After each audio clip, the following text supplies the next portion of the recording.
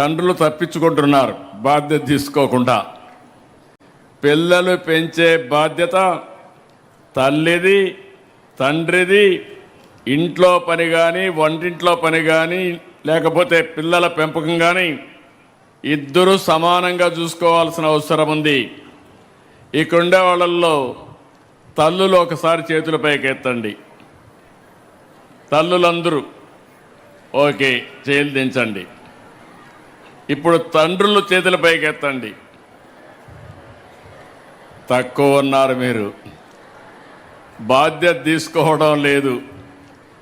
ఇంకొకసారి నేను వచ్చినప్పుడు కానీ మీరు మీటింగ్కి రాకపోతే, మీ పిల్లల మీటింగ్కి రాకపోతే, ఆ రోజు చెప్తున్నా తప్పకుండా మీకు ఫైన్ వేయాల్సి వస్తుంది, పనిష్మెంట్ ఇవ్వాల్సి వస్తుంది. గుర్తుపెట్టుకోమని తండ్రులందరికీ విజ్ఞప్తి చేస్తున్నా. ఇక్కడే ఎస్టీ కమిషన్ చైర్మన్ కూడా భోజిరెడ్డి గారు కూడా ఉన్నారు. భోజిరెడ్డి గారిని మనస్ఫూర్తిగా అభినందనలు. ఏమమ్మా, అందరూ బాగున్నారు కదా? హ్యాపీగా ఉన్నారా? అందరికి ఫోన్లు ఉన్నాయా? అందరూ చెక్ చేసుకున్నారా?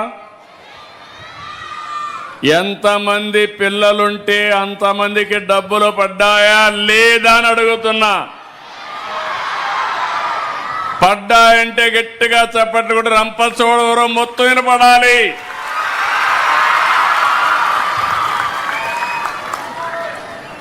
అది ట్రాన్స్పరెన్సీ, ఒక జవాబుదారీతనం. ఈరోజు మిమ్మల్ని చూసినప్పుడు నేను 4వ మెగా పీటీఎంకి వస్తున్నా. ఈరోజు ఇది కూడా మీరు చూస్తే మొట్టమొదటిసారిగా బాపట్ల నిర్వహించాం, తర్వాత సత్యసాయి జిల్లాకి వెళ్ళాం, మన్యం జిల్లాకి వెళ్ళాం, ఇప్పుడు మళ్ళీ పోలవరం జిల్లాకు వచ్చాను. 4 సార్లు వస్తే ఒకప్పుడు నాకే అనుమానం ఉండేది, కానీ ఈరోజు నాకు కూడా ఒక నమ్మకం వచ్చింది. తప్పకుండా విద్యా వ్యవస్థలో మార్పులు ప్రారంభమైనాయి. తప్పకుండా దీనికి ముందుకు తీసుకుపోతాం. ఇప్పుడే మినిస్టర్ గారు అన్నారు, ఒక మాట చెప్పారు, తప్పకుండా మీకు మార్కులు తగ్గితే ఆయనకు కూడా మార్కులు తగ్గుతాయి. ఆయన మీకు మార్కులు వేస్తే ముఖ్యమంత్రిగా నేను ఆయనకు మార్కులు వేస్తా. ఎందుకంటున్నానంటే ఆయన ఏరి కోరి తీసుకున్నటువంటి పోర్ట్ఫోలియో ఇది. నేను దీన్ని తీసుకొని బాగు చేస్తానంటే నేను కూడా 2-3 సార్లు ఆలోచించాను. కానీ ఈరోజు అర్థమైంది, ఆ రోజు ఎందుకు అడిగారు, ఈరోజు ఏమి సాధించారని చూసినప్పుడు నేను చాలా సంతోషపడుతున్నా. ఇంతమంది తల్లి తండ్రులు పిల్లల్లో ఆనందాన్ని చూడగలిగామంటే చాలా గర్వపడుతుంది ఈ ప్రభుత్వం అని చెప్పి కూడా నేను మీ అందరికీ తెలియజేస్తున్నా. ఈ రోజుట్లో రోజు రోజుకి ప్రభుత్వ పాఠశాలలు బలహీనమైపోతున్నాయి. పిల్లల సంఖ్య తగ్గిపోతూ ఉంది. అలాంటిది 2 ఏళ్లలో 1,10,000 మంది ప్రైవేట్ నుంచి మారి గవర్నమెంట్ స్కూల్కి వచ్చారు. నాకు కొన్ని కంప్లైంట్లు కూడా వస్తున్నాయి. మీరు వచ్చేస్తామంటే ప్రైవేట్ స్కూల్స్ టీసీలు ఇవ్వకుండా అడ్డుపడే పరిస్థితికి వచ్చారంటే అది ఈరోజు ప్రభుత్వ స్కూల్స్ యొక్క సత్తా, సమర్థతని మరొక్కసారి మీ అందరికీ విజ్ఞప్తి చేస్తున్నా. ఈ ఏజెన్సీ ఏరియా స్వచ్ఛమైన వాతావరణం, స్వచ్ఛమైన మనుషులు, పిల్లలు మట్టిలో మాణిక్యాలు. అవకాశాలు ఇస్తే అద్భుతాలు సృష్టిస్తారు. చదువు మన జీవితాలను మారుస్తుంది. మన రాష్ట్రపతి ద్రౌపది ముర్ము గారి దీనికి నిదర్శనం. దేశానికి గర్వకారణం, మనందరికీ స్ఫూర్తిదాయకం. నేను అందుకే మిమ్మల్ని అందరినీ కోరుతున్నాను.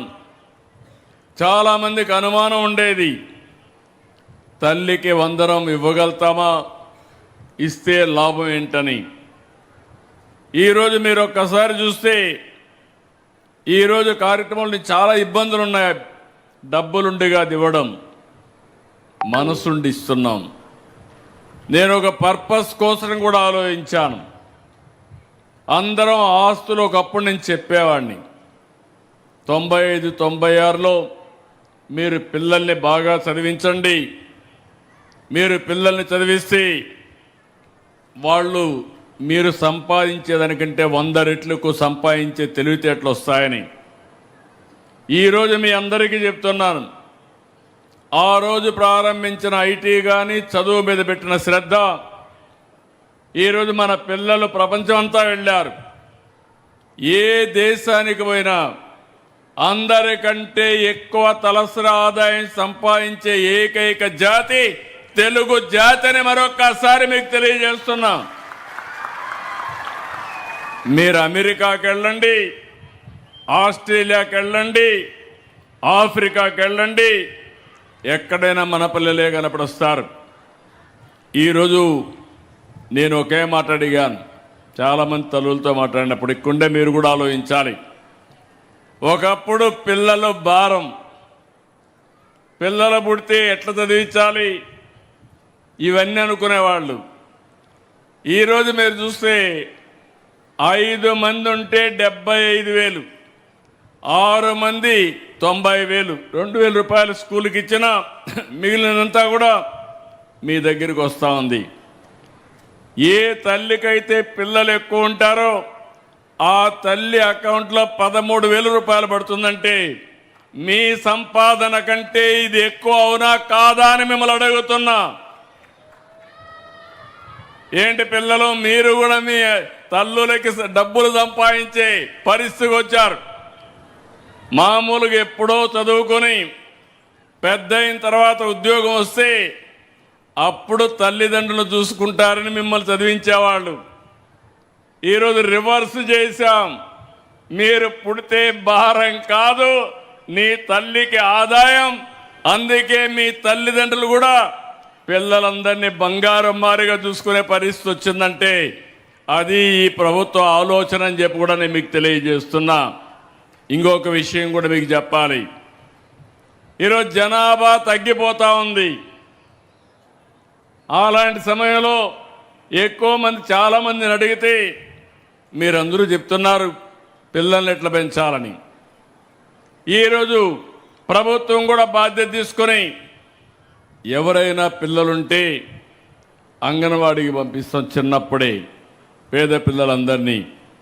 ఆ తర్వాత ఫస్ట్ క్లాస్ వచ్చిన తర్వాత 12 వరకు ఇప్పుడే మంత్రి గారు ఏమేమి ఫెసిలిటీస్ చెప్పారు.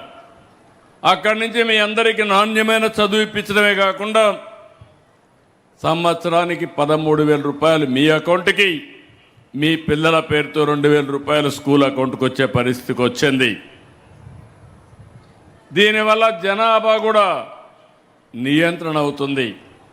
మీరు ఒక విషయం గుర్తుపెట్టుకోవాలి, మన రాష్ట్రంలో 2.1 ప్రతి ఒక్క కపుల్ అంటే భార్యాభర్తలు జీవితకాలంలో పిల్లల గారి కంటే దానివల్ల బ్యాలెన్స్ అవుతుంది. ఈరోజు 1.5కు పడిపోయాం. రేపు రాబోయే స్కూల్స్లో రాను పిల్లల సంఖ్య తగ్గిపోతుంది, పెద్దవాళ్ళ సంఖ్య పెరుగుతుంది. దాన్ని బ్యాలెన్స్ చేయాలంటే ఇది కూడా ఒక మార్గం. ఈరోజు నేను ఎంతో ఆనందపడుతున్నాను.